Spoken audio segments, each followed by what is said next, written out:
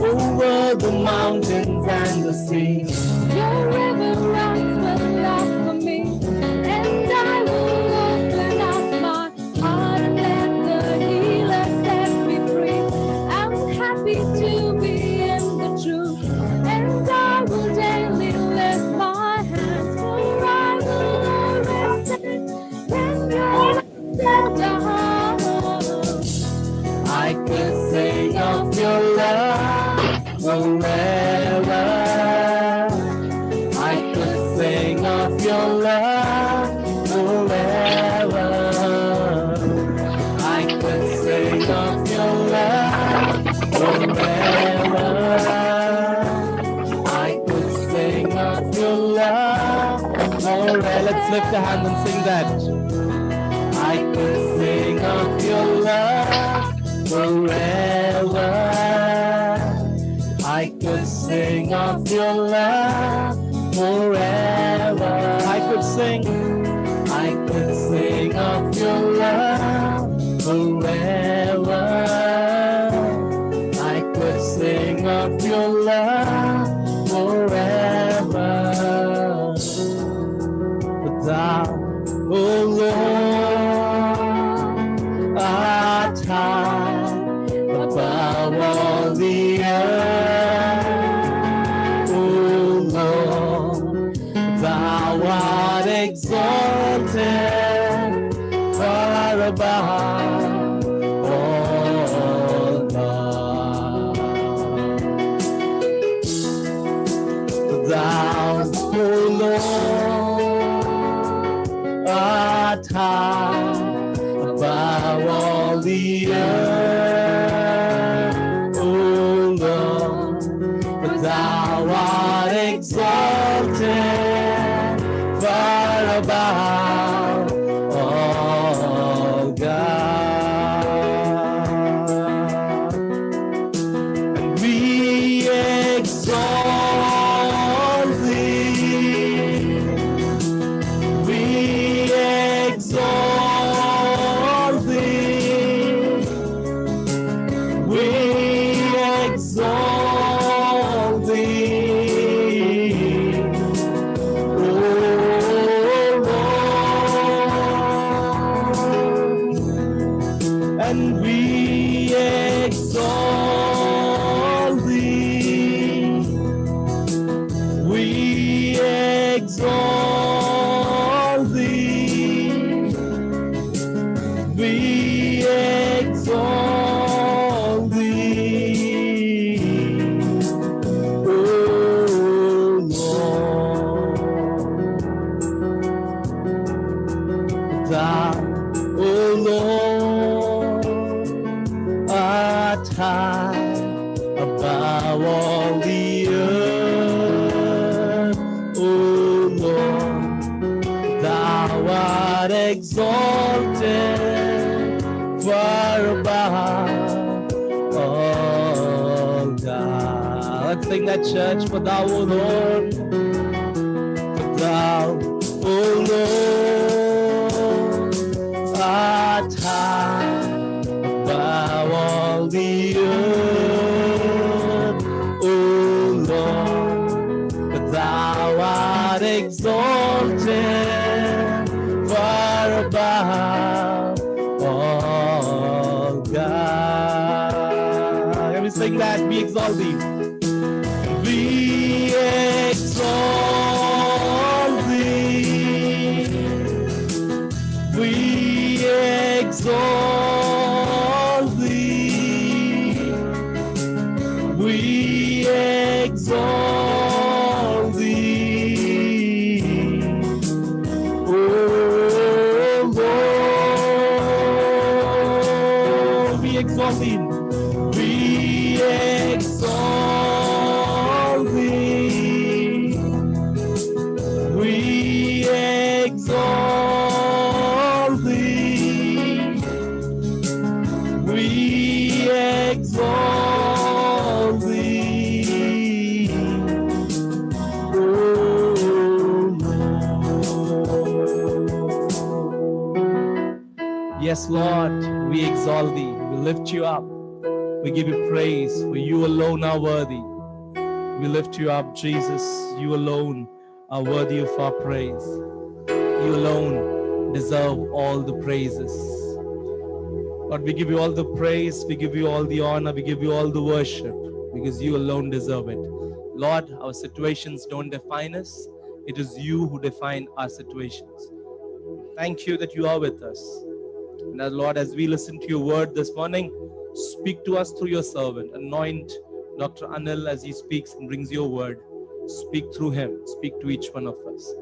In Jesus' name we pray. Amen. Amen. Amen. This is the time for us to listen to God's word.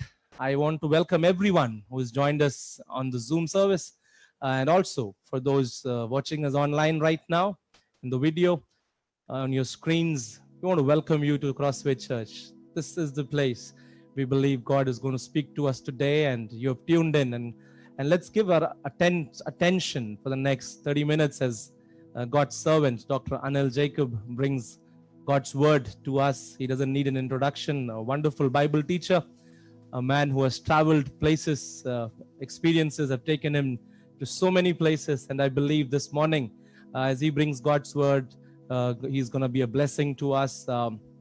He's somebody who's worked in various fields in the development sector.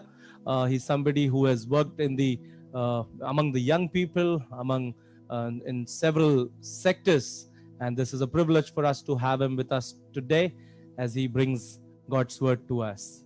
Let's put our hands together and welcome Dr. Anil Jacob. Thank you so much, Pastor Stanley. Can you just raise your hands if you can hear me clearly? Can you just wave if you can hear me clearly? Yes. Okay. Okay, that sounds good. That sounds good. Okay, so I don't deserve the introduction that Pastor Stanley gave. I'm just a regular person like all of you. I don't have any special training. I just have been reading the Bible and sharing from my knowledge. And this morning, Pastor Stanley asked me to share from Psalm 139. As many of you would probably know, this is one of the most beautiful Psalms about human dignity. And most importantly, even David's own personal relationship with the living God. So before I dive in, let's just open up and ask God to help all of us, especially me as I speak. Father, I thank you for your holy word. I thank you for the simplicity of our worship. I thank you that even in this time when things are in a state of flux, you are the author of a kingdom that cannot be shaken. We bless you for the holy word of God, which is a lamp unto our feet in a time of darkness and a light unto our path. For your own son said that he is the light of the world, and that anyone who follows him will not walk in darkness but have the light of life.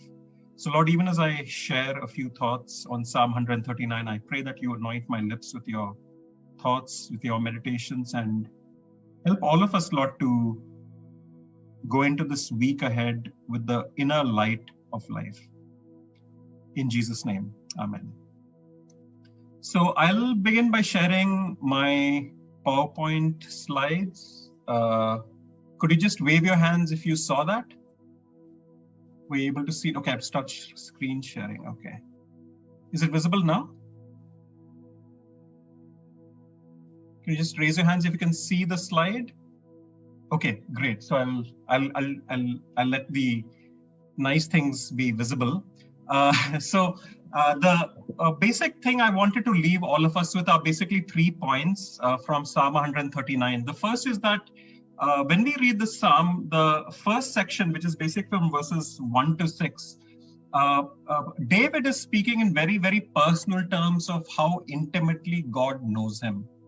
And so one real, you may forget most of what I'll share at over the course of these 25 to 30 minutes, but I wanted to leave the bulk of these thoughts with you so you don't forget these. And that is firstly that God relates to us personally. And secondly, that he is a personal creator, that he fashions us in our own mother's womb. And I don't think it's a surprise that today is Mother's Day. So regardless of where you are in your world, please pick up the phone and greet and thank your mother for all that she has done for every one of us. We really need to thank our mothers. But we also see that as David is meditating a lot, God is unknown to many people. So he has some very strong negative reactions to people who live without God. And he closes this very powerful psalm with verses 23 and 24, in which he invites God to voluntarily examine him and to test him and to search him. And my understanding is that the conclusion of the psalm is really a key to really living in a world that is what people are saying post COVID-19. It's a world in which there'll be a lot of changes, and it will not be a world of darkness for those who believe Jesus. It is not going to be a confusing world, a world of darkness. It will be a world of complete light, because this psalm shares David's convictions about how he walked with that conviction, with that clarity of thought. So let's dive in. Whichever Bible you have, if you can keep it open, and if not, that's fine. We won't read everything, but I believe that many of you are familiar with this psalm.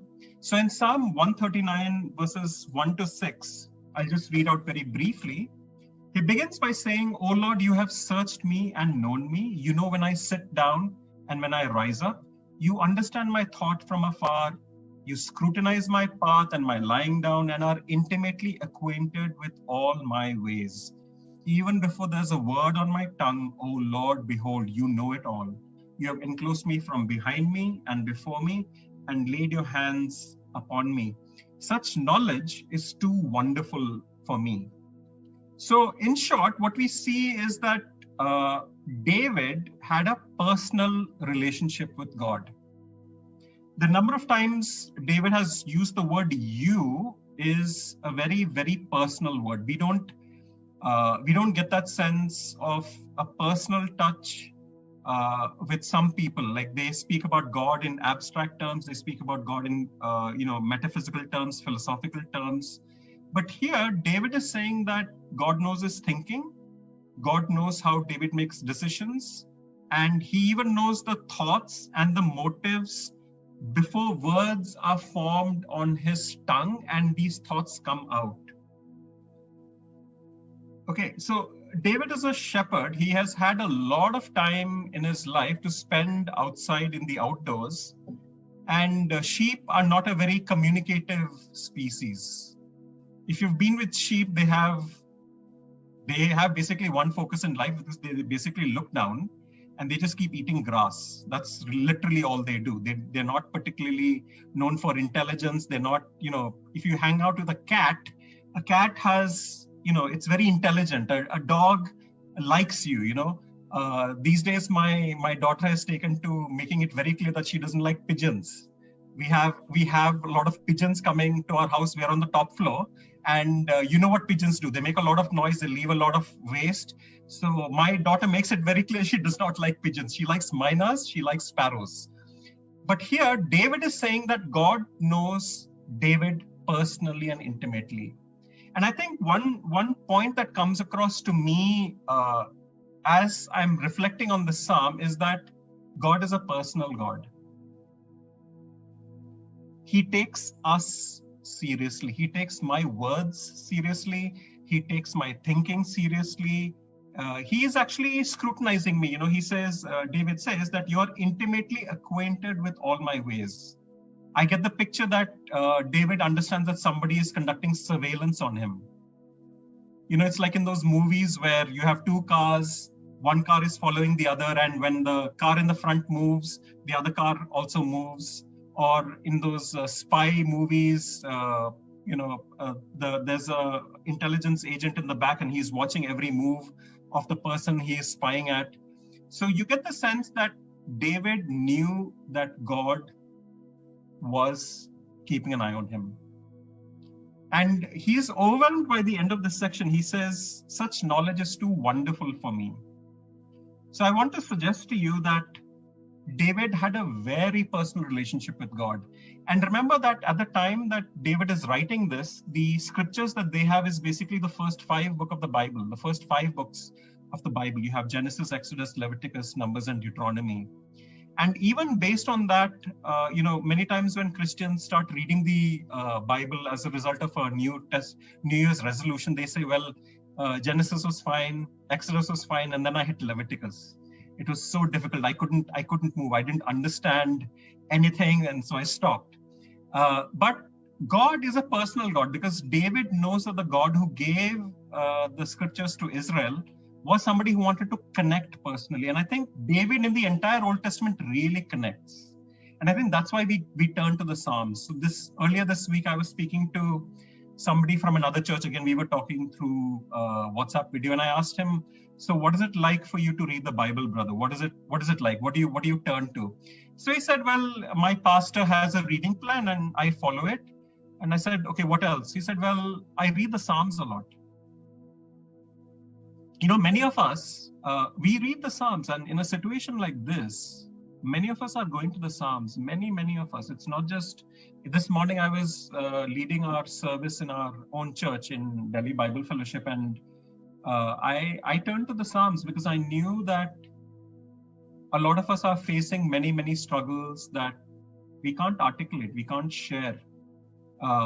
Last week also, just a few days back, I was speaking to a friend, and he was in touch with another friend. I'm, by the way, from Somerville School, Noida, in Sector 22. So many of you live in that area, and this friend has done very well for himself. He and I and my other friend, we used to sit at the back bench of the class. I was a good student. Those guys were not that great, but we're all good friends. And he went on to study hotel management in Australia, worked in New Zealand, then went to Europe. And now he's in England. And he was saying, I was supposed to take my holiday this past Monday, but there was a call for me to turn up at the hotel property. And he said, I know I'm on holiday, but I better show up, because if I get into the red book of my management, they could just use that to sack me. And he's a senior vice president. So even when people have very good jobs, they are working with this background of uncertainty of, what could happen. People are watching me very closely. And even Leo was sharing, I remember he was sharing that accountability is through the roof. People are just looking for reasons to, give you trouble in your work, because that's the situation that the world economy is facing. But here we have David speaking with tremendous amounts of confidence. He is very confident that God knows him. And he also knows that he's known by God. So that's why his Psalms have a tremendous affectionate character to it. And we want that. We want that affection from God. We want that close relationship with God. Sometimes we tend to think, well, that close relationship is only there if God answers my prayer. But the Bible says that God knows the words before even I preach. God knows the motives before I preach, before I share. So God is a personal God. It's not only in the New Testament that God is personal. God is loving and deeply personal. So I want to suggest to you that, if you feel a stirring in your heart, it's the work of the Holy Spirit, and that he is calling you personally, and it may not be something you understand. It may not be something you comprehend, but don't ignore it. God is reaching out to you personally. Sometimes God has to send a crisis to the world and to the church to get our attention. C.S. Lewis has this quote, I don't have it verbatim, but he basically says there are 3 ways that God speaks. First, he speaks very gently to your ears, and we ignore it. And then when that doesn't work, he'll try to use circumstances. Sometimes we ignore that also. And then he has to use a megaphone, a mic, a very loud speaker, and that's called suffering. And then he gets our attention. So the sense I get is that I believe that God is sovereign. I believe God is almighty, all-powerful. I don't think this is some kind of a judgment or God's punishment to the world, but I think God has allowed this to happen. And the purpose, as always, is that God wants to relate to people personally. So sometimes he has to let everything else stop for us to turn to him vertically. And I believe this is a wonderful opportunity for us to look at what David did that gave him so much confidence in the Psalms that we keep turning back to. So let's move forward. And when we look at verse 7, we see that he says in verse 7, where can I go from your Holy Spirit? Where can I flee from your presence? If I ascend to heaven, you're there. If I make my bed in Sheol, behold, you're there. If I take the wings of the dawn, if I dwell in the remotest parts of the sea, even there your hand will lead me. Your right hand will lay hold of me. If I say, surely the darkness will overwhelm me and the light around me will be night, even the darkness is not dark to you, and the night is as bright as the day. Darkness and light are alike to you. So at this point, we tend to think, well, okay, he's just using a lot of metaphors. This is beautiful poetry. But I want to suggest to you that David knew something about God that we don't take too much to heart. I think he really understood that distance was not an obstacle, height was not an obstacle, depth was not an obstacle, and even darkness is not an obstacle for God. And my submission to you is that these things that David is writing about are not something that he's talking about as a philosophical conviction, a theological conviction, something that he believes. You know, many of us, you know, today if you go out to the streets, you ask people, do you believe in God? They will say yes. Okay, everybody, a lot of people in India are religious. They believe in God. They'll say, I go to the temple. They say, you know, things have happened. But do they say that this God is a God who cares for them intimately, personally? I don't think they will. But David is saying that even light and darkness are the same to you. This is something very, very personal. And I think the key to this personal conviction that David has is actually found in just the beginning of verse 7. He says, where can I flee from your Spirit? In some of your Bibles, it will be just capital S Spirit. Some of your Bibles may have the Holy Spirit. And remember one thing, that at that time in which David lived, the Holy Spirit was not given to people as we have today. You know, in Psalm 51, David writes, take not your Holy Spirit from me. Restore unto me the joy of your salvation. So this joy, this personal touch was something that David valued a lot. And today we are living in a situation where we are in the new covenant. God freely pours out his Holy Spirit to us. And if you want, you can turn with me to some of these verses that I've mentioned. If you look at Genesis chapter 1, the role of the Holy Spirit is actually very explicit in the Bible from the very start. If you look at Genesis chapter 1, verses 1 and 2, it says, in the beginning, God created the heavens and the earth. The earth was formless and void, and darkness was over the surface of the deep, and the Spirit of God was moving over the surface of the waters. And the Spirit of God was moving over the surface of the waters. So the Holy Spirit is involved with creation. He's not somebody who is just given to us to convict us of sin, righteousness, and judgment. In John 14:26 and the other verse, Jesus himself says, it is to your advantage that I go away, because the Spirit will lead you into the truth of all things. So I think my question to all of us is, do you and I value the Holy Spirit in the same way that David did? Because verse 7 is actually the key to unlocking the confidence that David had. And in John chapter 3, when Jesus was speaking to Nicodemus, he says, the Spirit is like the wind, he moves where he wills. No one can predict where he's going to go. Nobody can see when he's coming. So in verse 7 of Psalm 139, David is saying, where can I go from your Spirit? It's almost like the Holy Spirit is pursuing him. So God has the initiative, and God is personally concerned. This is not written only for David. David respected what God had to offer, and David valued the presence of the Holy Spirit. We see that from Psalm 51 verse 11. And today, in the time of the new covenant, we have the Holy Spirit given to us as a deposit guaranteeing our inheritance. He is the counselor to us. He is the one who will lead us into all truth. And this truth is different from the kind of darkness and light that David is talking about. So in Psalm 139 verse 12, you get the impression that he says, well, darkness and light, it's like the same for God. God is above darkness and light. Today, if you read the newspapers, today, if you look at the commentaries on the media, there's so much uncertainty. Nobody knows what is next. If you actually look at the headlines of the last 6 months, they're constantly mutating and evolving. The neighbor we have who lives downstairs, he works with a mining company, and he was saying our analysts are running projections. The economy will basically go back 2.5 years. And then the other day I saw a headline in which I think it's British Airways, the CEO of British Airways or somebody in British Airways is saying that they don't expect airline flight levels to reach 2019 levels until 2023. That's 3 years ahead. So people are in darkness. Okay, darkness basically does not mean absence of light. It means absence of clarity about the way forward.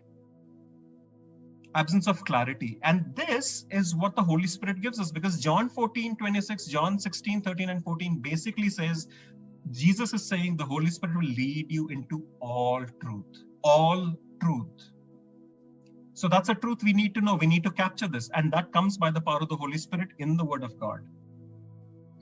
So the presence of the Holy Spirit leads me to think of the fact that when you don't have God in your life, everything is actually darkness. Everything is actually darkness. So it's not physical darkness. Can you just raise your hands if you have seen the movie The Matrix?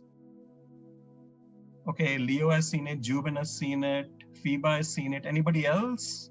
Who else has seen it? Any hands? I'm like an auctioneer here. Okay, at least 3 people have seen it. Doesn't matter. Let me just explain that scene to you. So basically, this is a movie in which human beings are being manipulated by machines, but they have the ability to program a virtual world. And this virtual world hides the fact that they're basically being exploited. So this guy that you see on the screen offers the lead actor, who is Keanu Reeves, 2 options. There's the blue pill, in which if you take the blue pill, you'll know the reality, but it'll be very difficult for you to digest. Or you can take the red pill and you can go back to life as it was. So I believe that when we invite the Holy Spirit into our lives and we actually want to know the truth, this is a matrix moment. We have a choice. Do we want to see the world as God sees it, or do we want to see the world the way we see it and the way the world sees it? That's a choice that we have. That's the darkness of the heart that the world is living in. And so we come to the next verse, verse 13. You formed my inward parts. You wove me in my mother's womb. I will give thanks to you, for I am fearfully and wonderfully made. Wonderful are your works, and my soul knows it very, very well. My frame was not hidden from you when I was made in secret and skillfully wrought in the depths of the earth. Your eyes have seen my unformed substance, and in your book were all written the days that were ordained for me, when as yet there was not even one of them. So here I'm just sharing with you a simple biological fact. Every one of us who has been born has been through at least 9 months of darkness. And that took place in our mother's womb. And this, my friends, I want to submit, is the place where God was busy at work in your life. God was busy. God was busy. God was busy stitching you up. If you look at verse 13 to 16 are such important verses in actually Christian history, because the whole idea of the dignity of man, the dignity of a woman, the dignity of a child, regardless of whether the child has Down syndrome, fetal abnormalities, is basically based on that simple statement, you formed my inward parts. You are a dignified person because God made you. There's nothing in this verse talking about a sperm or an egg. It's not talking about IVF. It's not talking about the status of your parents when you were born.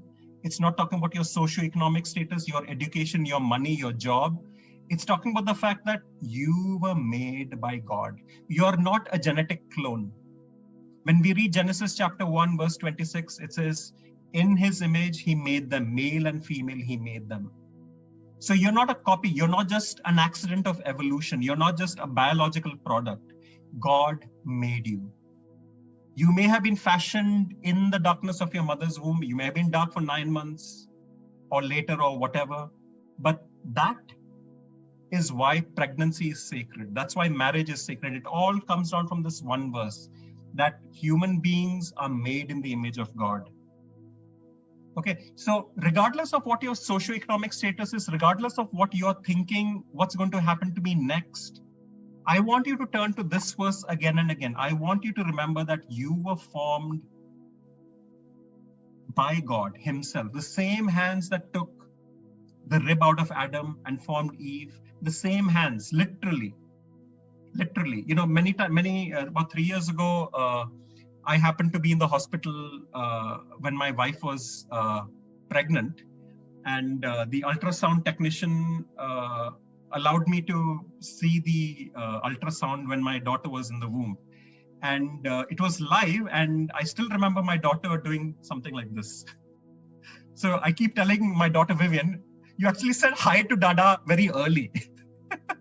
So, you know, there's a person behind that. This is a living being. This is an actual ultrasound picture I got from Wikipedia. It's not a stock footage. This is a real ultrasound.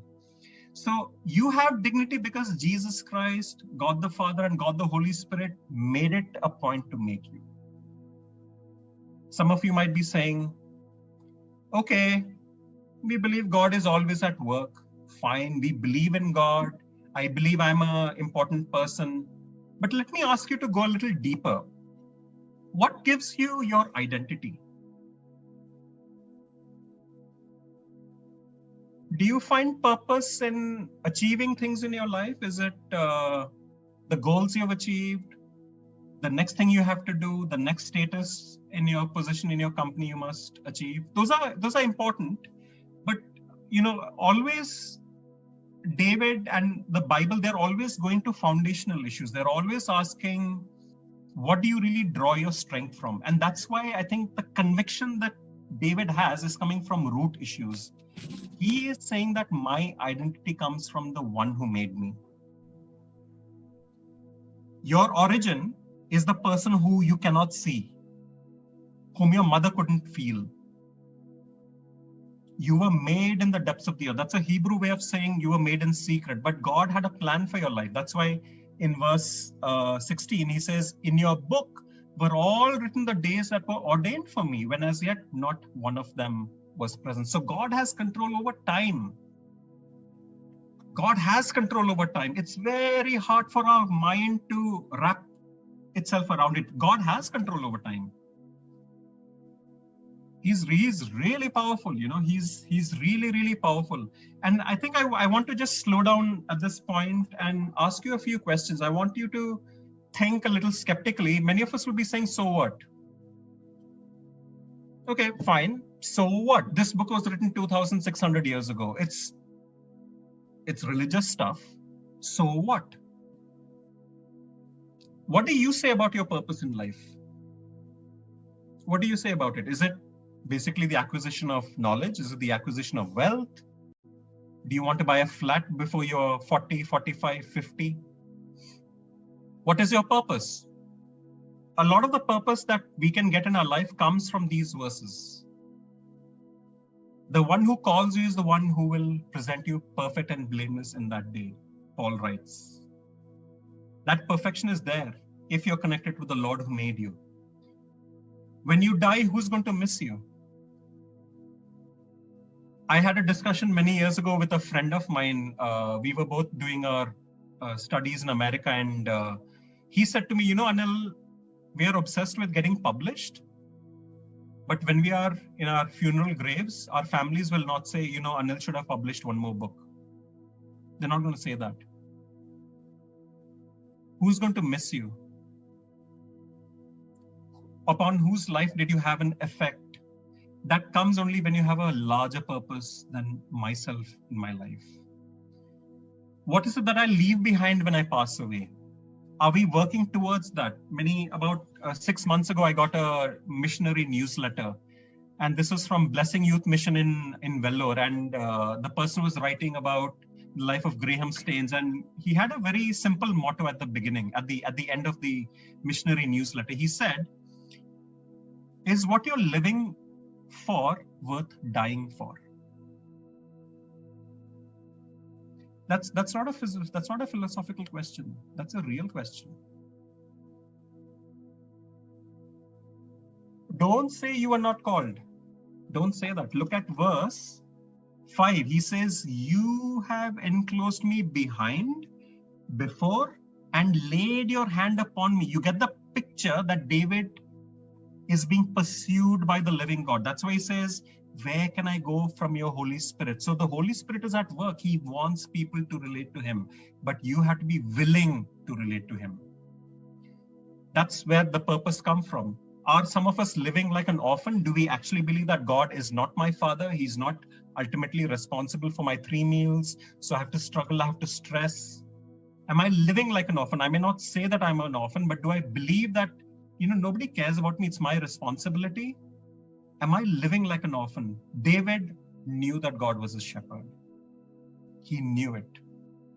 I think that's why he could go to Goliath with just 5 pieces of pebbles and take that giant down. He had built up his faith again and again in the small acts of his daily duties. So in our daily duties, do we believe that God is with me when I'm washing the dishes?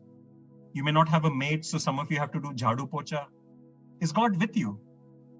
Is he watching you as you do those mundane small things? Small things that nobody else is watching.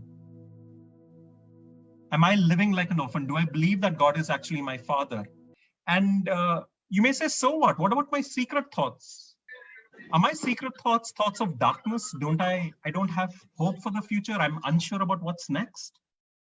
So these are the things that David says he knows God is scrutinizing him. This is not just something that he has written. He really believes what he has written.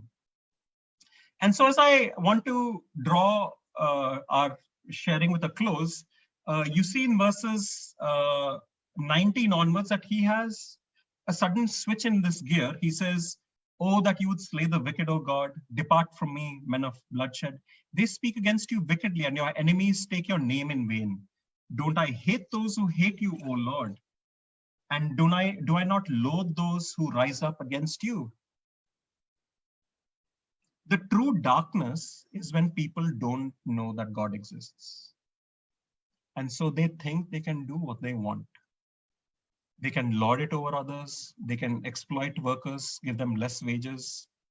They can kill, they can murder, they can steal, they can destroy, they can exploit financially. This is actually true darkness. It's the darkness of hatred and evil.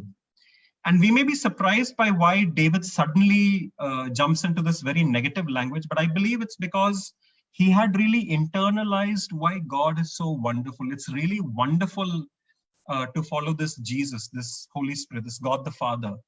Sometimes many of you have probably had this experience. In the morning, you get up, you've had a lovely time in the morning, worshiping God, reading the Bible, and then you have to go to work. And it's so ugly, the kind of backbiting, the politics, the griping, the sniping on email, on WhatsApp. And you're like, oh my gosh, I don't want to live like this. This is terrible. What happened to that beautiful time I had with God? But this is why the Bible keeps saying again and again that men live in darkness. And I would submit to you that without the love of Jesus, we also would be living in this darkness. We would also be, manipulating, playing the games of politics to ensure that our job is secure, tread over the next person in the pursuit of the promotion, maintaining things the way they were. So we could also have been in darkness if the Holy Spirit had not been pursuing us and he rescued us from the domain of darkness into the kingdom of his Son. So I want to conclude with the last 2 verses of this beautiful psalm. If you can turn with me and reflect upon it. It's a very, very deep, searching statement that David concludes with. He says, "Search me, O God, and know my heart. Try me and know my anxious thoughts. And see if there be any hurtful way in me, and lead me in the everlasting way." I believe that God, because Genesis 1:26 and 27 says that God has made us, he has set eternity in the hearts of men and women. There is something about us that knows life is not just about physical existence, that there is something more to it. And I think that's why David uses that word in the second last word of this psalm. He says, see if there be any hurtful way in me and lead me in the everlasting way. That means eternal. That is not an accident. I think that's why he actually says that there is a connection between our thoughts and eternity. There is a connection between the way you think and what it has as an eternal consequence. And I believe that if we don't invite God to scrutinize our thoughts willingly, we will not be able to have the convictions that David has. This is not one-way traffic where you read the Bible, that's one way, and you say prayers, that's another way, but it's actually two-way. Okay, it's like your cell phone is always talking to the internet, it's wireless. So my willing openness to God's scrutiny, God's searching me, testing me, will open up the Holy Spirit to work convictions deep into our hearts so that these things that David writes become my anchor and my convictions. And that's why I think in the New Testament, Jesus uses this phrase, you will have a peace that passeth understanding. This is the peace, this is the conviction that passes scrutiny because you have been scrutinized. I have been scrutinized. Our thoughts are really powerful. Our motives are very deep. Our words may be superficial, they may not be superficial. Our actions and our behaviors may have an effect, they may not have an effect. But here in verses 23 and 24, David says, search me, O God. It's an invitation, it's voluntary. Do I volunteer my thoughts to God? Do you and I want David's confidence and courage in uncertain times? I believe there is an invitation that we can also make to ask God to come in, not just as our personal savior, but also as somebody who is walking with me in these uncertain times so that, God's thoughts become our thoughts. The Bible says in the book of Isaiah, I think, for my thoughts are not your thoughts, your ways are not my ways. As the heavens are higher, as high as the heavens are above the earth, so are my ways higher than your ways. So this is the God with whom we connect. If we want the confidence, composure, and the surety about life that David has, I believe that verses 23 and 24 are the key. I think we need to invite God to scrutinize us. It begins with a personal, voluntary invitation to ask God to do in my heart so that God can do for you and for me what he did with David, because God is not a respecter of persons. So I would just want to leave you with those thoughts. It's worthwhile to go back to Psalm 139, and on Mother's Day, let's remember our mothers, and let's remember that God is a personal God. He has a plan for your life, but he also may be expecting you to ask you to open up more of yourself to him. Thank you. Let me just close in a short word of prayer. Father, I thank you for your holy words. I confess that I can't comprehend a lot of Psalm 139, and your Holy Spirit wrote this for us. It may not have been written to us, but it is written for us. So help us, Lord, to turn